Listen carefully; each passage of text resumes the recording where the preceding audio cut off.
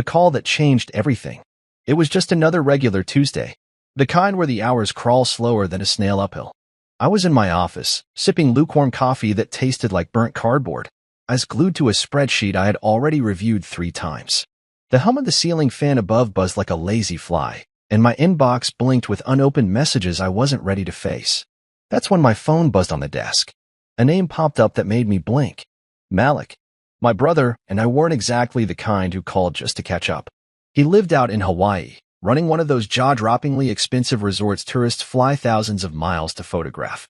Our conversations were rare, usually reserved for birthdays and the occasional holiday check-in. So a random call from him in the middle of the day? It wasn't normal. I picked up, already expecting something odd. "Hey, little bro," he said, casual as always. "What's up, Malik?" I leaned back in my chair, waiting. There was a pause. "Quick question. Where's your wife?" I blinked. "She's on a business trip," I answered slowly. "In New York. She left Sunday." "Why?" Another pause, longer this time. "You sure about that?" Something in his voice shifted. No longer casual. "Not joking." "Why do you ask?" I said, my voice tightening. "Because," he sighed, "I'm standing in the lobby of the resort right now. And I swear on Mom's good name, your wife is right in front of me. She just checked in. With another man." The room fell silent. I thought I misheard him. "What?" "She's here," Malik said again, lowering his voice. "Barefoot in a sundress. With a guy who looks like he belongs on a cologne ad. And she just paid for the honeymoon suite using your ATM card." I didn't breathe for a moment. My hand froze on the mouse. The coffee suddenly tasted like sand in my mouth. I stared at the monitor, but the spreadsheet no longer made sense. My ears rang. My jaw clenched. But somehow, I kept my voice steady. "Are you sure it's her?" "Positive," he replied. I waved at her. She waved back. The silence stretched again. I rubbed my temple, trying to push away the pounding headache that had just formed behind my eyes. "All right," I said slowly. "Don't say anything else to her. Don't let her know you told me." "You got it," Malik said. "What do you want me to do?" I didn't answer right away. My heart was racing, but my mind was already shifting into something colder. I stood from my desk and walked to the window, watching the wind rustle the trees outside. My thoughts were a storm. Brielle, my wife of 6 years. I met her at a work seminar back when we were still nobodies. She was electric, sharp, confident, the kind of woman who didn't wait for doors to open. She kicked them down. We got along instantly. I paid for her last semester of grad school when her loan got denied. Supported her while she built her startup from scratch. Celebrated her wins like they were my own. And now, she was thousands of miles away, wrapped around another man on a beach, smiling like none of that mattered. I ended the call with Malik after a few more instructions, and I sat down heavily in my chair. I opened our banking app. The transaction history stared back at me like an accusation. $850, ocean view room. $170, champagne brunch. $265, luxury couples massage. $320, catamaran sunset cruise. $2,430, total stolen joy. Each charge was a stab to the chest. Paid with my card. For the past few months, I'd felt something was off. She had started canceling date nights. Always tired. Overwhelmed at work. She'd pull away when I reached out. Dodge conversations with vague excuses. I chalked it up to stress. I didn't press. I gave her space. Turns out, I gave her room to cheat. I wanted to scream, but I didn't. I wanted to throw something across the room, but I didn't. Instead, I just sat there. Quiet. Numb. Processing. Because in that moment, I realized something dangerous. I wasn't going to yell. I wasn't going to cry. I was going to get even. I wasn't going to burst into Hawaii demanding answers. I wasn't going to storm into her hotel suite and punch the guy in the face. That's what she'd expect. That's what she'd prepare for. But me? I was going to sit down. Think. Plan. By the time she realized what was happening, she wouldn't even know what hit her. I picked up the phone again. Called Malik back. "Keep watching," I said. "Tell me everything. And send photos if you can without getting caught." He agreed.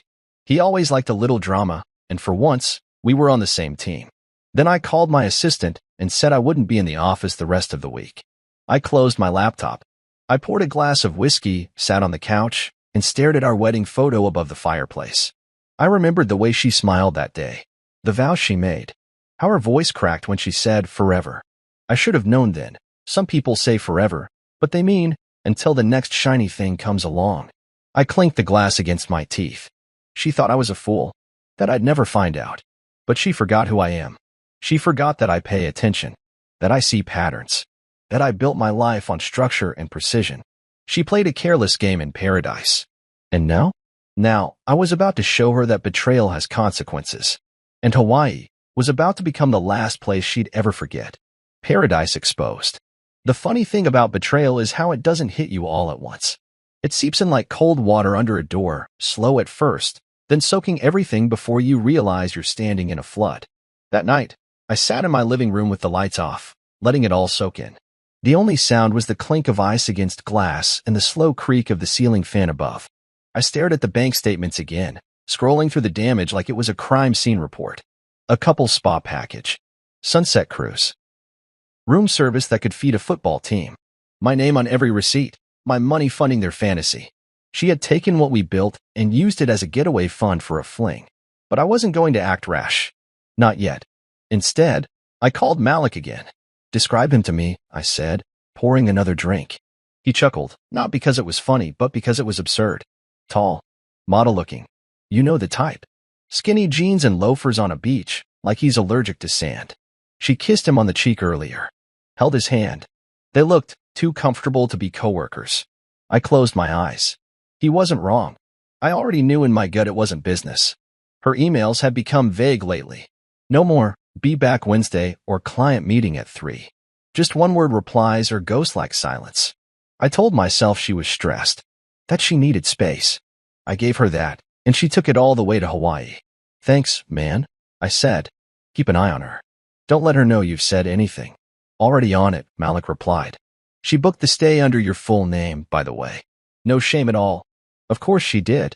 After we hung up, I sat in silence for a while. I thought about everything. The way she used to wait up for me when I worked late. The way she used to laugh at my terrible jokes. Somewhere along the line, that laughter had faded, and I didn't know when it happened. Or maybe I just didn't want to notice. The idea of confronting her right then burned through my chest like acid. I imagined flying down to Hawaii, bursting into their suite, catching them red-handed. But then I pictured her reaction. She'd probably gasp, cry, beg, deny, maybe even twist the narrative and say I invaded her privacy. Turn it into a story about how I didn't trust her. The victim would become the villain. No, I needed her to be exposed. But not just to me, to everyone. That meant no yelling, no throwing things, no drama, just facts. I pulled up my shared folder from our bank. Every transaction lit up like a breadcrumb trail. I made a new spreadsheet because I needed this to be organized. Cold, surgical.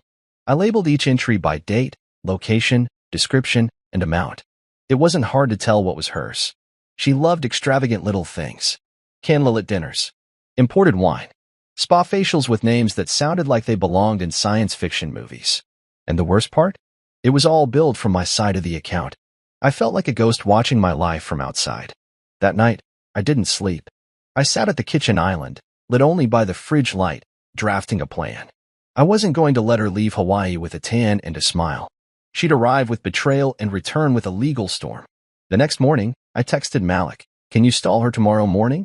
Tell her she's been upgraded or some VIP beach experience. Just buy me time." He replied a few seconds later, "Easy. Consider it done. You cooking something up?" "Yeah," I texted. "I'm done being quiet." Then I called someone I hadn't spoken to in years. Joan. She and I went to college together, and she was the kind of person who could hack into a vending machine and get it to give free snacks for a week. Now, she was a cybersecurity consultant for a law firm and freelanced on the side. When I explained what I needed, she didn't even flinch. "I'll send you a tracker that links to a live purchase log," she said. "Give me access to the joint account, and I'll feed everything into a private sheet. Can you match it to GPS locations?"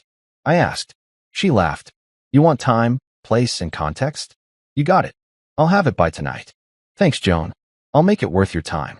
"You already have," she said. "I love a good revenge story." I hung up, and for the first time in hours, I smiled. Because now it wasn't just about the heartbreak. It was about reclaiming control. I texted Malik again, "Send me a picture." Just one. An hour later, a photo came through. The two of them standing near the beach bar. She was holding a coconut drink with a pink umbrella. Her hair was down, those expensive sunglasses perched on her head, and her hand, resting gently on his chest. I zoomed in. No guilt, no shame, just smiles. That's when something inside me snapped into place. The man I had been, trusting, loyal, maybe a little too forgiving. He was gone. The man who stood in his place? He was calculating, focused. I saved the photo and added it to a folder on my laptop labeled Paradise Files. Next, I started gathering copies of all her recent emails and texts. She'd sent the travel confirmation from her work address to his personal one and carelessly CC'd herself. I pulled every digital receipt, every itinerary, every piece of proof. Then I called a lawyer. Not just any lawyer. I needed someone licensed in Hawaii. Malik gave me a name, Tony. Civil attorney, sharp as glass, known for taking down big players with nothing but a folder and a raised eyebrow. I emailed her my evidence. 30 minutes later, we were on a Zoom call. I don't just want a divorce, I told her. I want a financial claim. Fraudulent use of funds. And I want her served while she's still in Hawaii. Tony raised an eyebrow. You're not messing around. Not anymore, I said. She nodded. Send everything. I'll draft a claim. When do you land? I hesitated. I haven't booked the flight yet. Well, she smiled. You'd better hurry. Paradise doesn't stay quiet forever. And with that, I closed the laptop, leaned back, and looked at the photo one more time. Brielle thought she was living her best life. But she had no idea I was about to turn her paradise into a courtroom. I wasn't just exposing her. I was preparing to bury the fantasy, publicly, legally, and with precision. And I would be watching every moment of it unfold. My brother, my ally. Growing up, Malik and I were never exactly best friends. We were just two boys under one roof, with different minds and different paths. He liked beaches and breezes. I liked books and balance sheets. While I stayed on the mainland, building a quiet life, he went off to Hawaii and turned a crumbling beachfront property into a luxury resort that made headlines. We didn't fight, but we didn't bond either. At least not until now. Betrayal has a strange way of rearranging loyalties. It was 2 days after Malik's call. I was sitting in my car, parked at the edge of a cliffside overlook just outside the city. The kind of place where you go to think, or maybe to scream when no one's around. I had the ocean in the distance, cold, gray, unforgiving, and my phone glowing in my palm. All right, Malik said on the other end. Here's what I got. He had gone full investigator on my behalf. The kind of effort you only make when blood actually means something. Reservation details are all under your name, he began. She booked the honeymoon suite for 6 nights. Confirmed through your shared bank card. All-inclusive. Champagne welcome.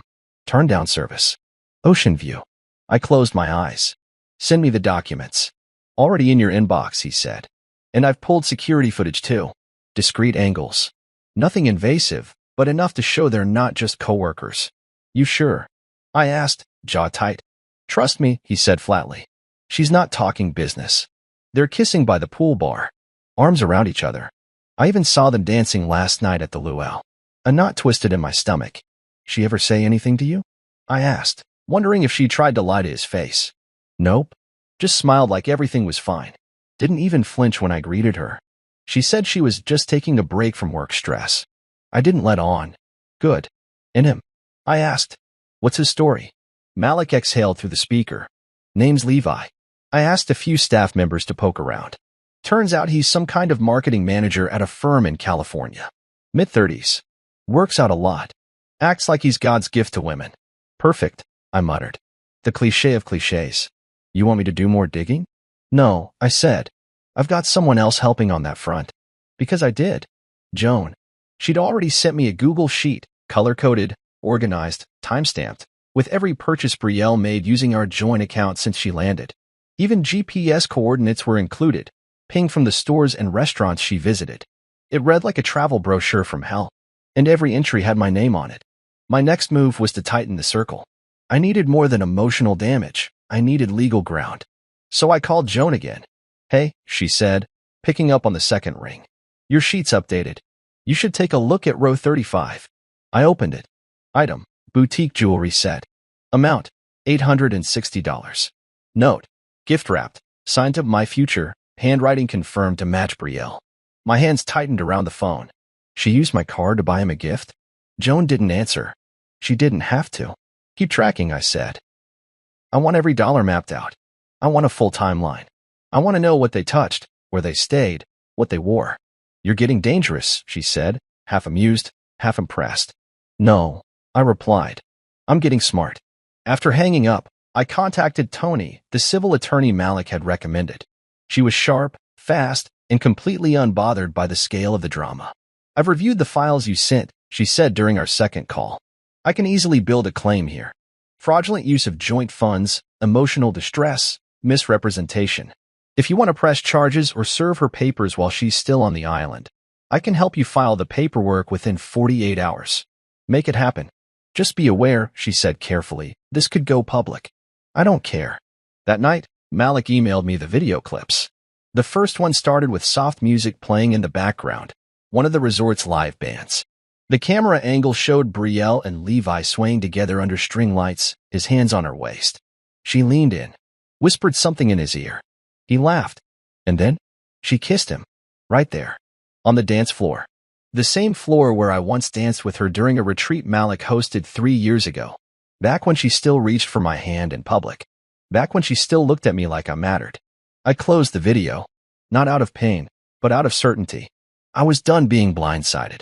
This was no longer about heartbreak. It was business. She turned our marriage into a transaction. So I would treat the fallout like a contract gone wrong. Anything else you need? Malik asked when I called to check in again. I need access to her suite, I said. Not to break in. Just gather intel. He hesitated. That's a gray area. She left the door open when she used my name and my card. I have a right to know what's happening under my account. I might have a guy, he said slowly. His name's Kai. Been with me 6 years. Discreet. Loyal. I trust him. Send him in. Quietly. Don't take anything. Just eyes. You got it. As the plan started to take shape, I began drafting a master document. I titled it Operation Island Exit. It included bank statements, email screenshots, timeline of lies, photos and videos from Malik, spreadsheet from Joan, drafted legal complaint from Tony. All of it stacked neatly into a folder I kept on an encrypted drive. The evidence was clear. The betrayal was proven. But still, I hadn't called her. She had no idea what was coming. That silence? It was my favorite part. Because there's something powerful about letting someone walk deeper into the fire, believing they're in the sun. They sip champagne, post beach photos, smile in the mirror. And all the while, the ground beneath them is starting to crack. By the end of the week, it wouldn't be a beach beneath her feet. It would be a courtroom. The setup. There's something deeply satisfying about watching a liar smile while walking straight into a trap. And in this case, the trap came with ocean views and complimentary mimosas. I landed in Honolulu just before noon on a Friday, stepping off the plane with a single carry-on, dark sunglasses, and a name that wasn't mine. I booked my hotel under an alias, Mr. Hayes, a name I used once for an old fantasy football league. It felt ironic now. That identity, unlike my marriage, was still intact. I didn't stay at Malik's resort. That would have been reckless. Instead, I checked into a boutique hotel just a few blocks away, one of those eco-luxury places where no one asks questions as long as you tip well and look tired. I kept to myself. No loud calls. No public scenes. Just observation, coordination, and silence. Malik met me later that evening at a small cafe near the marina. He wore flip-flops and a linen shirt, blending in with the tourists. Me? I still hadn't changed out of my travel clothes. I wasn't here to relax. She's still playing the perfect guest, Malik said, sipping his drink. She booked a couple's kayak tour for tomorrow morning. With him? I asked. He nodded. And they added a spa session for 2 in the afternoon. She's using the card like it prints money. She doesn't suspect a thing? Not a hint. She's floating. I leaned back in my chair, staring out at the dock boats. The setting sun bounced off the water like liquid fire. It should have been romantic. Instead, it felt like a countdown. All right, I said. Let's move forward. Introduce me to your attorney friend. The next morning, Malik set up a quiet meeting with Tony Rivera, a civil attorney whose office overlooked the edge of Diamond Head. She greeted me with a firm handshake and a confidence that made it clear she didn't lose often. I've reviewed the documentation, she said, gesturing to the thick folder I'd provided. You've got solid grounds, financial misconduct, fraudulent use of joint funds, and emotional distress. More importantly, We can file here, But if you wanted to hit harder, we wait until she's mid-trip. Let her think everything's perfect, then drop the hammer. I nodded. Make her feel untouchable. Then remind her she's not. Tony smiled. My kind of client. That afternoon, I returned to my hotel and reviewed the latest batch of updates from Joan. The spreadsheet had grown. More dinners, jewelry, a private snorkel tour. One transaction labeled Lover's Cove Picnic Basket Premium. That one stung. Not because of the money, but because we'd done that same picnic 2 years ago. It had been her idea then. Now, it was recycled romance for someone else. I closed the laptop and called Malik. Time for the next phase, I said. Card switch, he asked. Yes. Can Kai handle it? Kai was Malik's right-hand man. Quiet, unshakable, the kind of guy you could trust to carry secrets to the grave. Malik once said Kai had fixed a blackout during a hurricane with duct tape and a screwdriver. I'll brief him tonight, Malik replied. We'll do it tomorrow morning when she comes down for breakfast. Tell him to be fast. Clean. No errors. The plan was simple. Malik would stage a billing issue at the front desk that required Brielle's physical presence. Something like a hold error on the room. While she was down arguing, Kai would enter the suite, swap her real ATM card with an identical dummy, and leave everything else untouched. When she tried to use it later that day, nothing would work. Her picture-perfect vacation would collapse by degrees, each swipe a reminder that control was slipping. By the time the sun rose, everything was in motion. Malik called me around 10 a.m. She's at the desk now, he whispered, giving my staff the fake smile. Is Kai in? Already in and out. Like a ghost. I grinned. Perfect. Later that afternoon, Joan messaged me. No activity on the real card since 10:13 a.m. Looks like the decoy's in full effect. That was the moment I finally felt the shift. The balance tipping. I imagined her standing at the register of some boutique shop, sunglasses in one hand, disappointment curling her lips as the cashier shook their head. Card declined. Swipe again. Declined. Confusion. Embarrassment. Panic. Malik confirmed it. They went to the jewelry store in Waikiki, he said. She tried to buy a gold chain. Got declined. Tried again. Nothing. Levi looked confused. She looked pissed. And now, they're back at the resort. She's on the phone with someone. Probably the bank. Or maybe you. I chuckled. Let her call.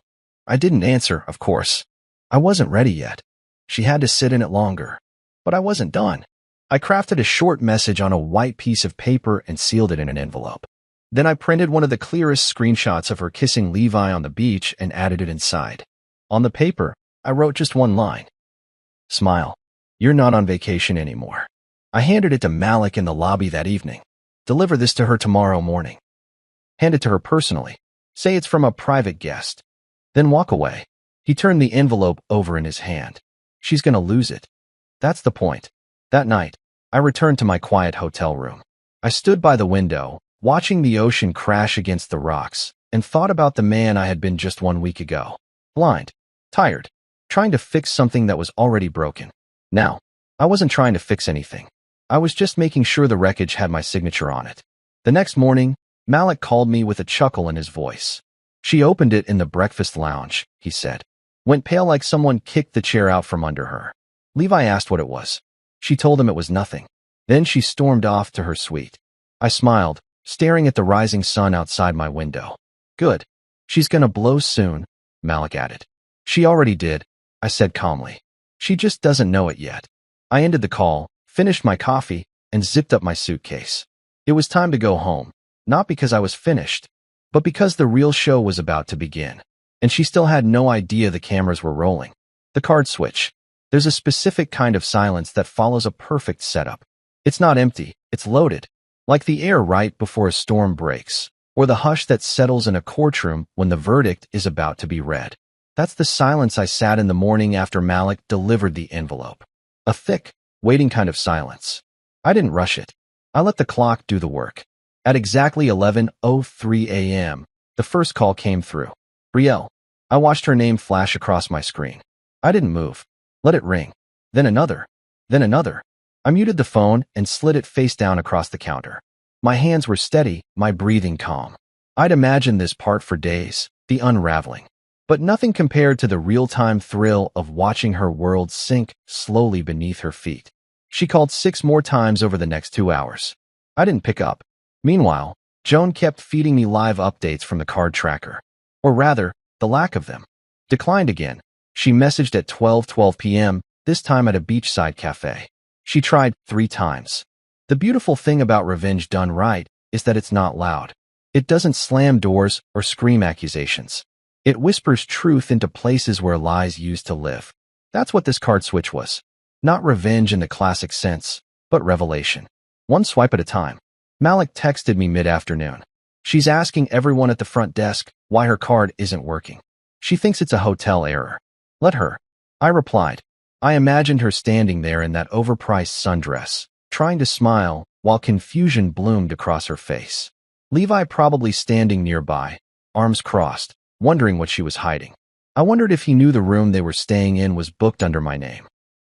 If you noticed that every time she signed a receipt, it was with a last name she swore she wasn't proud of anymore. But the best was yet to come. I had prepared a second envelope, this one heavier, thicker, stuffed with truth. Inside, I had placed a printed bank statement, with every line highlighted that matched their trip. A spreadsheet compiled by Joan, organized by date, location, and cost. The resort's room booking confirmation, bearing my full name. A divorce petition drafted by Tony. And finally, a neatly labeled USB drive. That USB? It contained the video footage Malik had collected. Their slow dances, hand-holding, laughing under tiki lights, the kiss by the bar, all time-stamped, all in high resolution. This wasn't just evidence, it was a story. A timeline of betrayal, wrapped in facts. And it was about to land directly in her hands. I made one last call to Malik that evening. You sure about this? He asked, though his voice already held the answer.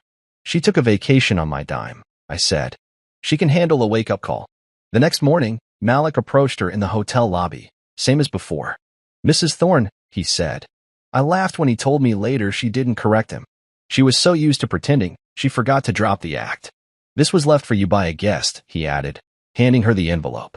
She took it without question. 20 minutes later, my phone buzzed again. Unknown number this time. I didn't answer. Then Malik called. She opened it in the suite, he said. I couldn't see her, but one of the cleaning staff said she threw something against the wall. Then she started shouting. Levi. He left the room 10 minutes later. Looked like someone had slapped him in the face. Did she chase after him? Nope. She slammed the door. He walked down to the pool bar alone. Asked for tequila at 10 a.m. That was almost poetic. I could picture him standing there in his beach shirt, staring out at the waves, suddenly realizing he was just a prop in someone else's mess.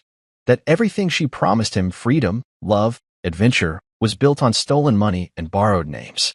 Later that evening, I got a call from Tony. She's officially been served, she said.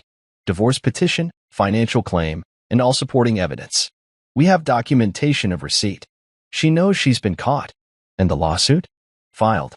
We'll follow up once she returns to the mainland. But based on the footage and your bank records, the case is solid. I thanked her and hung up. That night, I didn't celebrate. I didn't toast to victory or call friends to brag. I just stood on the balcony of my hotel room, watching the tide roll in, listening to the soft hush of the waves meeting sand. I thought about everything. 6 years of marriage. Countless sacrifices. Quiet nights where I stayed up late finishing her pitch decks. The way she used to rest her head on my shoulder when she couldn't sleep. The little things that build a life. And how, one by one, she tore them down for a man who couldn't even pay for his own cocktails. Somewhere down there, in another hotel suite, she was pacing, panicking, scrambling to call banks, lawyers, anyone who would listen. But the truth? No one could help her now. She betrayed the one person who actually would have stood by her. She mistook kindness for weakness. And when she decided to treat our marriage like a game, she forgot one important thing. I never lose when I know the rules. And now, I was the one writing them. By the next morning, she had checked out. Malik texted me. She left in a rush. Didn't speak to anyone. Levi's gone too. Good, I replied. I boarded my return flight that afternoon. No first class. No upgrades. I didn't need luxury. I had peace. And sometimes, that's more valuable than anything money can buy. I sat by the window, watching the clouds shift outside, feeling lighter than I had in months. There were still battles ahead, court dates, settlements, a property division. But the hardest part was over. She'd seen the truth. She'd tasted what it felt like to be powerless. And she'd know, forever, that the man she tried to deceive wasn't the fool she thought he was. He was the one with the final move. The panic call. It was 5:41 a.m. when my phone rang again. I had just returned home the night before, dropped my bag by the door, and walked straight to the shower without turning on a single light. I needed to rinse off Hawaii. Rinse off the smell of betrayal, the lingering sin of ocean wind and lies. I hadn't even unpacked. The suitcase set untouched by the bedroom wall, and my phone, on silent, buzzed to life on the nightstand. The screen lit up. Brielle. I let it ring. Then again. And again. She called 9 times in less than 20 minutes before I finally picked up. I didn't say a word at first. I just let the weight of the silence reach her through the line. "Hello," she said, voice small. I stayed quiet. "Where are you?" she asked, sounding like she hadn't slept. I finally spoke, my voice calm, even. "Back home." There was a pause on her end. I could hear background noise, doors closing, maybe footsteps. She was probably pacing. You're home," she repeated. "Why? What's going on?" I could almost hear her trying to piece it together, but nothing she'd prepared would have fit what she was walking into. "Why is my card not working?" she demanded, her voice rising with desperation. "Why did it get declined at every store yesterday? I called the bank, and they said there was a freeze on it." Did you do something? Did I do something?" I repeated slowly. "That's rich.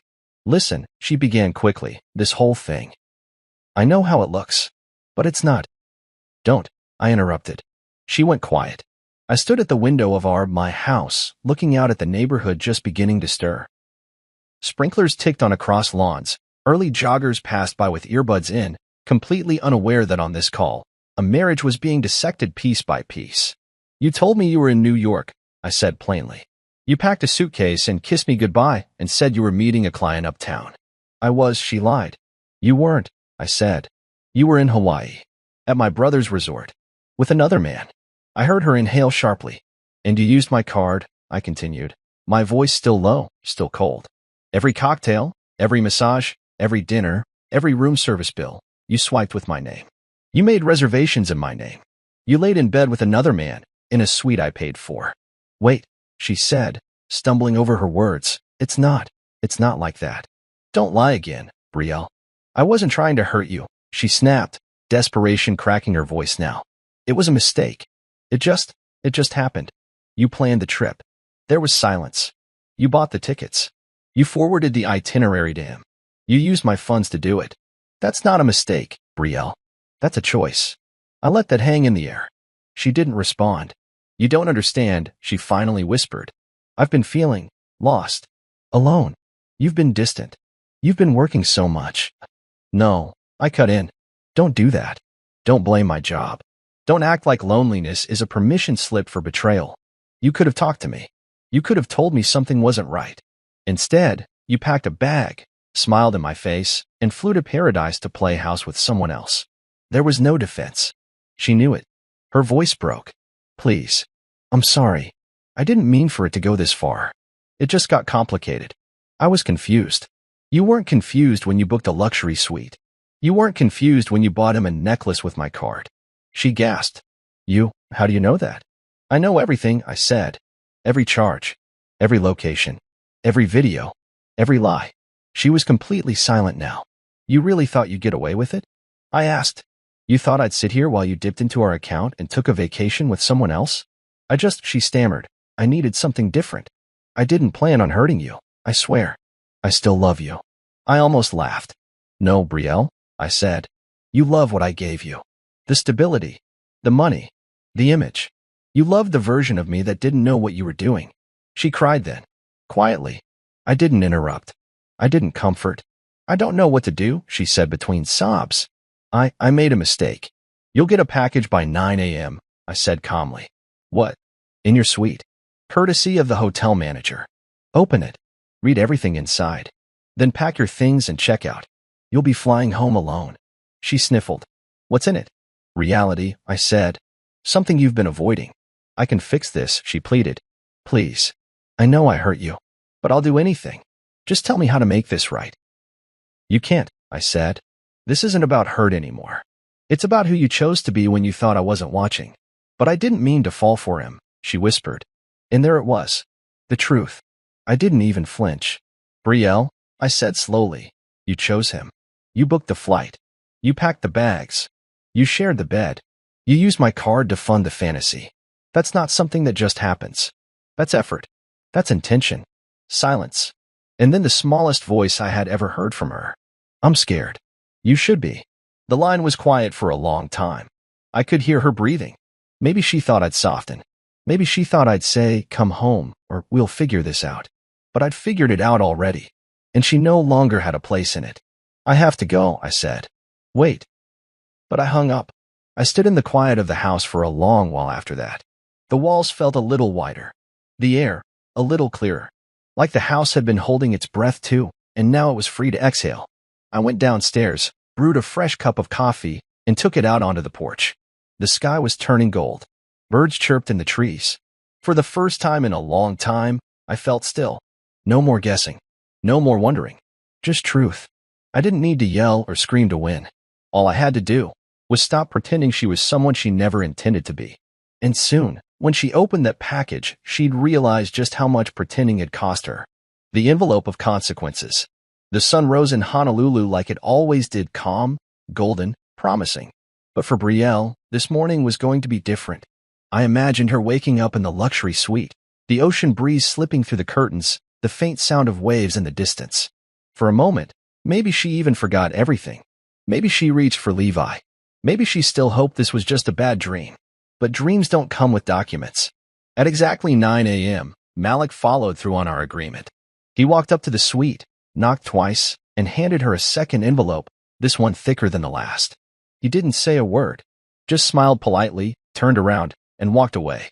Inside that envelope was the end of everything she thought she had control over. The divorce petition was printed on crisp, white paper with bold lettering and Tony's law firm's insignia at the top. It detailed every violation of trust, every financial abuse, every legal reason I had for terminating the marriage. No fluff, just facts.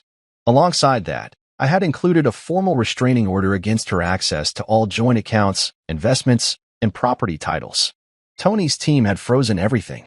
The house, the cars, the business assets. Brielle now had no access to anything we had built together. Also included was a breakdown, a full spreadsheet, color-coded, labeled, with every single dollar she had spent using my name. There were receipts from the resort, restaurants, designer stores, and even gas stations. Each row was a nail in the coffin. Joan had done an exceptional job organizing it all, and it looked less like a document and more like a prosecution case file. But what truly mattered, the thing that would take her breath away, was the final item in the envelope. A small black USB drive, neatly labeled. Inside that USB was the footage. For separate clips, each captured with date and timestamps from Malik's security system. There was no ambiguity, no grainy, low-resolution blur to dispute. The kiss under the tiki lights, the hand on her thigh at the poolside lounge, the giggling as she leaned on Levi during the luau, the way she leaned into his neck as they walked back to the suite at night. It was all there. And he, Levi, was just as exposed. That's the part she hadn't thought through. He worked for a firm in San Diego. Brielle once told me it was conservative, uptight, known for firing employees over office romances and inappropriate social behavior. She never thought I'd find out. Never thought Malik would track the footage. Never imagined I'd take it this far. But I had. Because love wasn't the point anymore. Dignity was. I got a call from Malik about 30 minutes after he delivered the envelope. You're not going to believe what just happened, he said, half laughing. Try me, I replied. She came down to the lobby in a fury, holding the envelope like it had bitten her. Demanded to speak to management. Then she demanded to speak to me. And I asked. I met her outside the main doors, he said. She started yelling, asking if I was working with you. She said it was invasion of privacy. I let her talk. Smart. Then Levi came out. He looked shaken. I think he saw the video. I leaned back in my chair. He knows. Oh, yeah. His face said it all. He wasn't furious. He was terrified. Probably realized the kind of fallout he's about to walk into. Good. They argued right there, in front of everyone, Malik said. She said something about fixing it. He said something about lawyers. Then he just walked off. Didn't even wait for her. That part didn't surprise. She had traded 6 years of real for 6 days of illusion. And now she was left holding an envelope full of truths and a name no one wanted to be associated with. Later that day, I received an email from Tony's assistant. Everything had been filed. The claims were active. The documents had been notarized and verified. I now had legal separation pending trial and a strong financial misconduct case. And the startup I helped Brielle launch? I had already removed her from the accounts. Back when we set up the LLC, she didn't pay attention to the fine print. I had retained majority control with 60% equity, standard protection in case she ever wanted to sell early. I never thought I'd use it this way, but now it felt like insurance. I sent a notice of removal to her business email that evening. Effective immediately, she was out. No longer CEO, no longer partner, no longer tied to anything I built. The final blow came when Malik told me Levi's company had received a forwarded copy of the video. Not by me, of course not. But someone anonymous, someone who simply labeled the email, thought your HR department might want to see this. I didn't have to ask who sent it. Joan. She always did have a flair for timing. By that night, the fallout was in full swing. I stayed up reading a book I'd been trying to finish for months. Something about quiet resilience and rebuilding after a storm. Funny how I understood it better now. My phone buzzed once more. A text from an unknown number. Please. Can we talk? Just once. Please. I didn't respond. Because what was there left to say? She had poured gasoline on our life and lit the match, thinking I wouldn't notice the smoke. But now, she was choking on the fumes. She had lied to my face, spent my money, kissed another man under my brother's roof, and thought all she had to do was cry her way out of it. Not this time.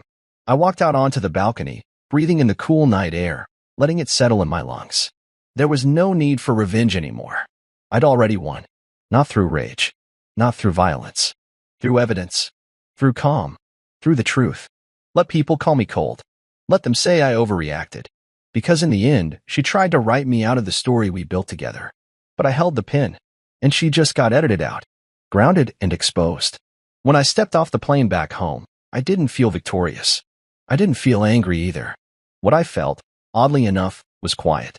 A kind of stillness that settled in my chest like dust after a storm. I wasn't coming home from a war. I was coming home from a revelation. And the man who had left just a week ago wasn't the same man walking into this house now. I took my time walking through the front door. Everything was exactly as I left it. The shoes neatly by the door. The vase with dried lavender still sitting untouched on the dining table. But the energy had changed. It was no longer our house. It was mine. Completely, irrevocably mine. Before I even unpacked, I did what needed to be done. First, I changed the locks. A locksmith came within the hour. I didn't explain why. I didn't need to. The man simply did the job, took the payment, and nodded before leaving me standing with a brand new set of keys and a fresh bolt on the past. Next, I contacted my bank and finalized the financial separation. Our joint accounts were already frozen, thanks to Tony, but now I made it permanent. No more access. No more loopholes. Every dime was accounted for, every transaction traced. I wasn't just protecting myself, I was securing peace. Then I cleared the house. Not of furniture or memories, just of her. Everything that belonged to Brielle, her clothes, shoes, makeup, books, favorite mugs, even her yoga mat, I boxed up and stored in the garage. I didn't throw anything out. That would have been too easy.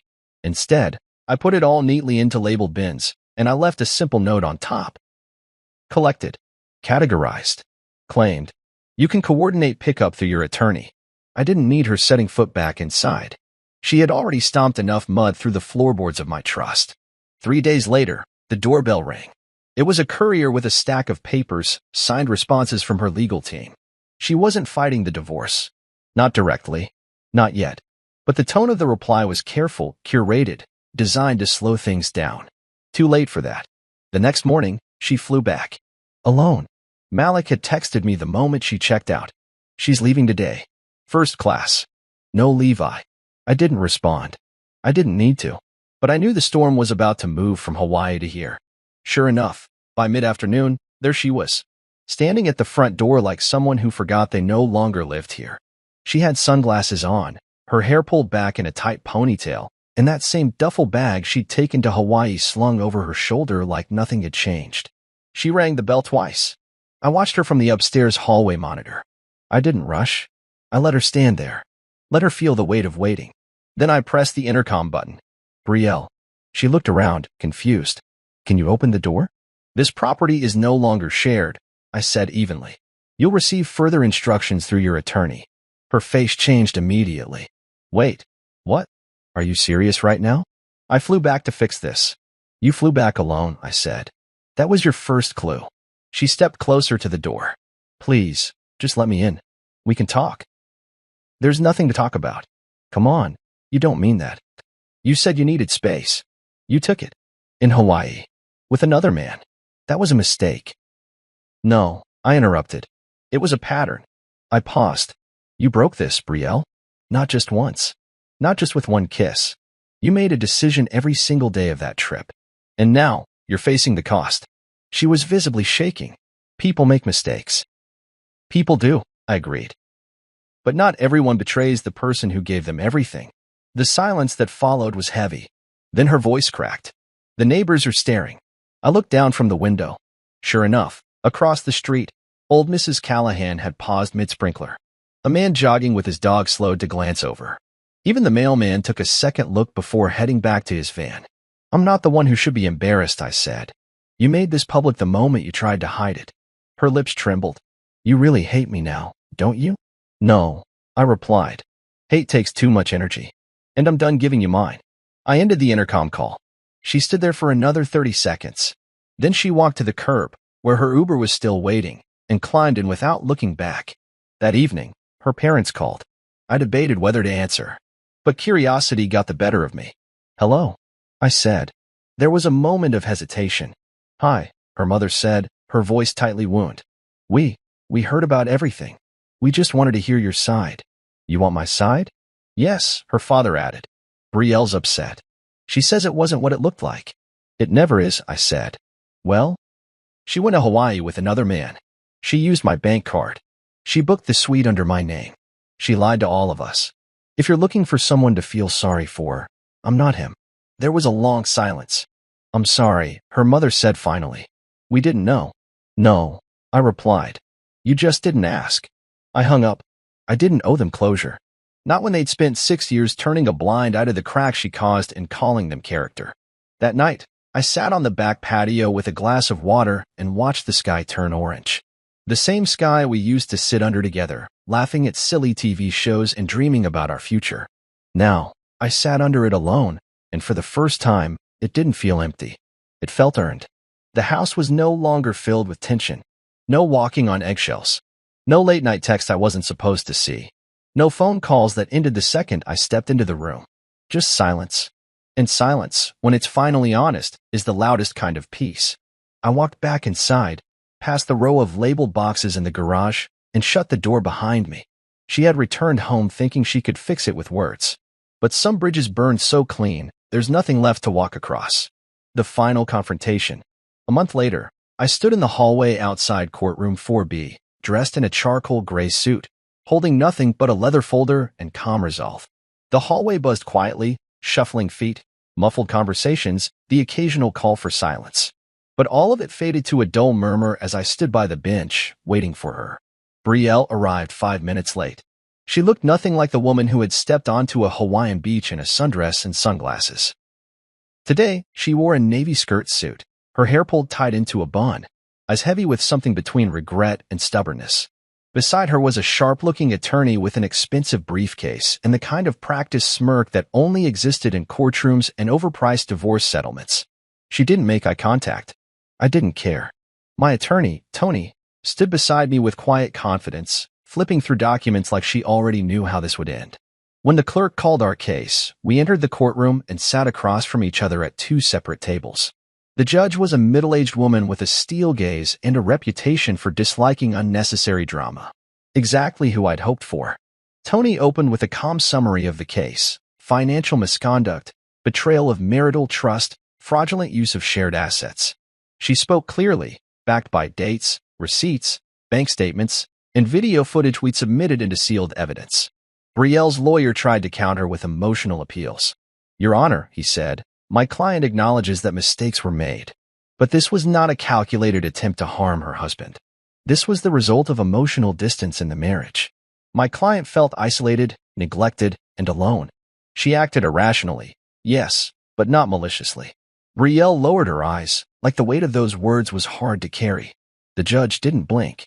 Tony rose smoothly. Your Honor, feeling neglected doesn't justify using your spouse's identity and financial accounts to fund an adulterous vacation. My client has presented proof of premeditation, booking details, duplicate reservations, and video footage showing sustained romantic engagement with another man. This was not spontaneous. This was a pattern. The judge nodded, flipping through the documents. Then she turned to Brielle. Mrs. Thorne, do you deny traveling to Hawaii with another man using your husband's financial information? Brielle looked up, her voice barely audible. No, Your Honor. Do you deny that the room, the meals, and the gifts were charged to your husband's account without his consent? Again, no, Your Honor. Do you deny that during this trip, you portrayed yourself as unmarried on official travel documents submitted to the resort and tour companies? Her attorney tried to speak, but the judge raised a hand. I'd like to hear it from her. Brielle hesitated, then shook her head. I don't deny it. The judge nodded and leaned back in her chair. Thank you. Tony stood again and handed over the final exhibit, my written statement. The judge read it silently for a moment before placing it aside. Then it was my turn. Would you like to say anything? The judge asked. I stood, buttoned my jacket, and walked slowly to the witness platform. I didn't look at Brielle.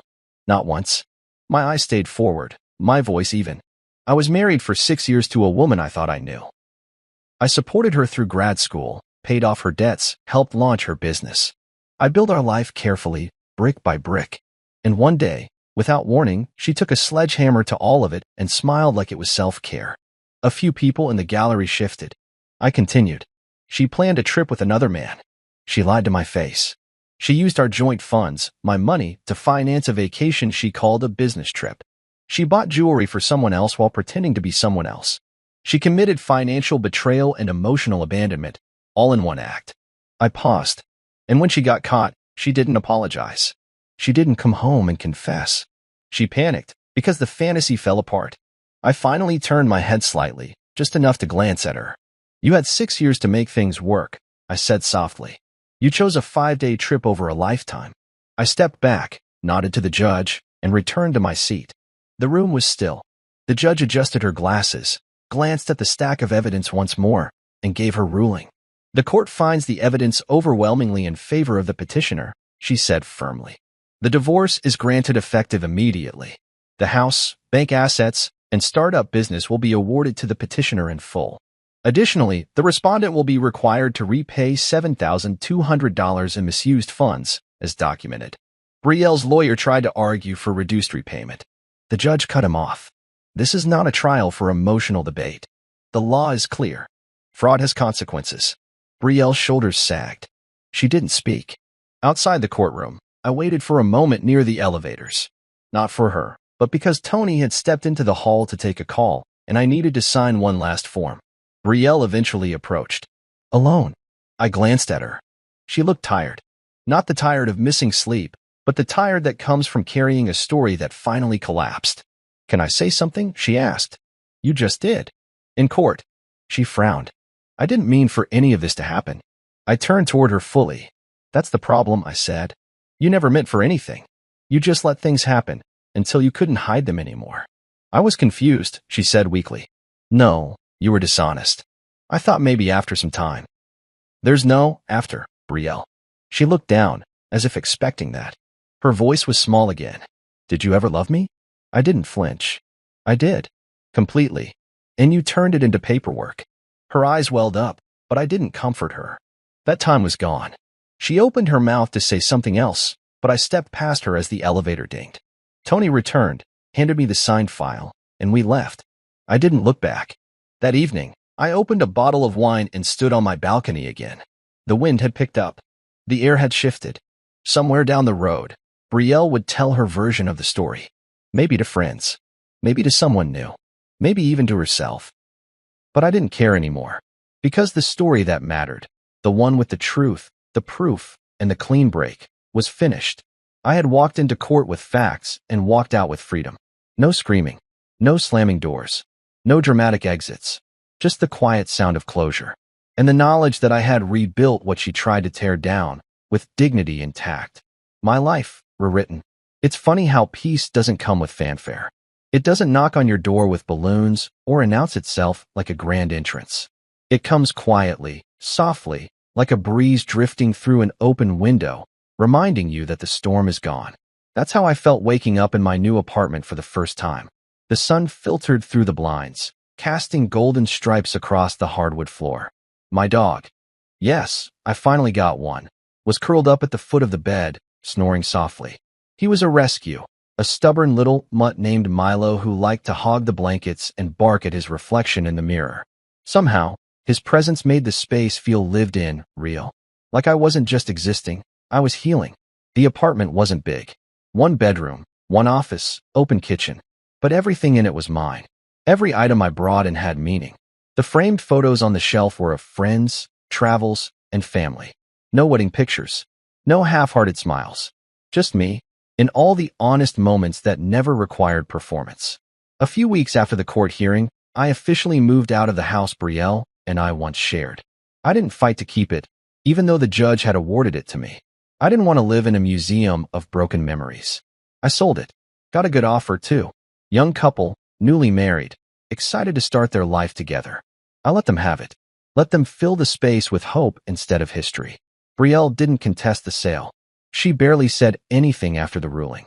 And I got back to living. I started biking again on Sundays, the way I used to before I met her. Just me and the wind, riding along the river trails with no destination, no schedule.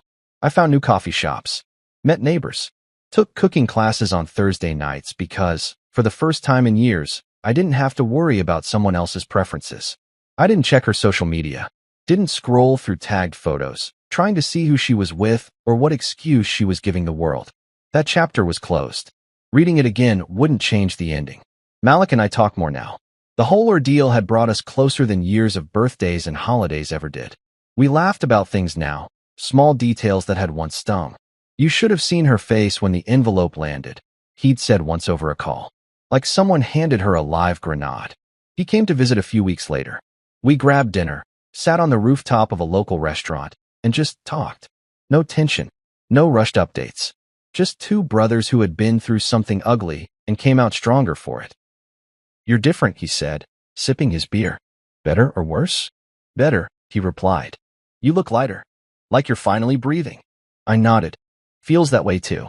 Then there was Tony. What started as a purely professional connection had slowly grown into something I didn't expect. We stayed in touch after the case ended, initially about paperwork, then about life. One evening, we met for drinks at a quiet bar downtown. She looked different out of court, more relaxed, warmer. Her sharpness was still there, but it was softened by genuine curiosity. She asked how I was doing, not in the way people do to be polite, but like she really wanted to know. "I'm learning to be selfish again," I told her. She smiled. "Good. You earned that." By the end of the night, I realized I hadn't thought about Brielle once. Not her lies. Not the videos. Not the voice that once convinced me she'd never hurt me. Just me and the woman sitting across from me, sipping wine and laughing without pretense. It didn't turn into something overnight. I didn't dive into a rebound or force myself into romance. I let it unfold the way healing should: slow, steady, respectful. Maybe it becomes something more. Maybe it doesn't. But for once, I was okay with the uncertainty. One Saturday morning, I visited the place I used to sit with Brielle on our good days, an overlook that faced the city skyline, tucked behind a quiet park. I sat alone on the bench, watching the wind carry leaves across the path. I thought about everything she took from me, and everything I took back. She took my trust. I reclaimed it through boundaries. She took my finances. I rebuilt with intention. She took my dignity. I answered her betrayal with grace, strategy, and silence. People often say that revenge is best served cold, but I disagree. The best revenge is living a life so complete, so unapologetically peaceful, that the person who tried to destroy you ends up haunted by how little they mattered in the long run. Brielle had called me once, weeks after the court decision. I didn't answer. She left a voicemail on Never Lee. "You were part of my good karma streak," she said, laughing. "Helping you gave me purpose again." "You saved me," I told her. "No," she replied. "You saved yourself. I just handed you the flashlight." I thought about that for a long time after we hung up. Because she was right. I could have chosen anger. I could have destroyed everything in my path just to feel powerful again. But instead, I chose clarity. I built spreadsheets, not shouting matches. I chose courtrooms, not chaos. I chose dignity when I had every right to explode. And because of that, I didn't just survive the betrayal, I redefined myself through it. Now, when people ask me what happened between us, I don't tell the whole story. I don't list the lies, the expenses, or the beach photos. I just say this. She left thinking she found better. I stayed and found peace. And that's enough. Because I don't owe the world an explanation for how I healed. I only owe myself the truth of what I endured and the pride of how I overcame it. So here I am, 39, divorced, rebuilding, and happier than I ever was in that marriage. Some people chase beaches while burning bridges. Me? I've learned to build on solid ground. No more borrowed trust. No more forced smiles. No more fake forever. Just me, my dog, a skyline view, and the quiet certainty that I will never let someone write me out of my own story again. Not even for paradise.